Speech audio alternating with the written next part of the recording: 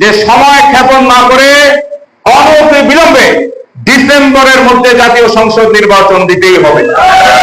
আপনারা দেখেছেন পরশুদিন ঢাকায় বাংলাদেশ ইতিহাসের সর্বকালের সর্ববৃহৎ মহাসমাবেশ যেটি জনসমুদ্রে পরিণত হয়েছিল, সেখানে আমাদের দলের ভারপ্রাপ্ত চেয়ারম্যান জনাব তারেক রহমান সেই যুব সমাজ তারুণ্যকে প্রশ্ন করেছিলেন, আপনারা নির্বাচন চান কিনা? তারা সকলে বলেছে আমরা নির্বাচন চাই, এবং তরুণ সমাজ বলেছে যে আগামী 2025-এর ডিসেম্বরের মধ্যেই নির্বাচন দিতে হবে। আজকে আপনারা দেখেন যে প্রধান উপদেষ্টা সাহেব কয়েকদিন আগে, দুদিন আগে না গতকাল বললেন যে শুধু একটি দলই নাকি নির্বাচন ডিসেম্বরে চায়।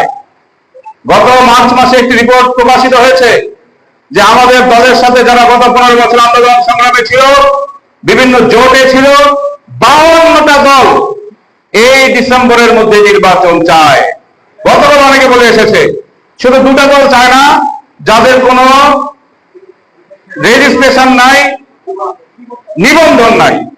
নিবন্ধন নাই এমন দল ভোট চায় না।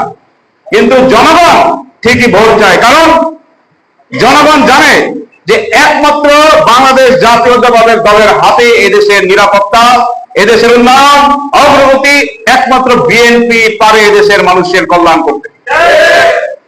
তাই আজকে আমরা দাবি করি ডিসেম্বরের মধ্যে নির্বাচন দিতে হবে। যে সকল সংস্কারের কথা বলেছেন, সকল সংস্কার সরকারের সদিচ্ছা থাকলে ডিসেম্বরের মধ্যেই করা সম্ভব, আর সদিচ্ছা না থাকলে আগামী 5 বছরও একটা সংস্কার করতে পারবেন না।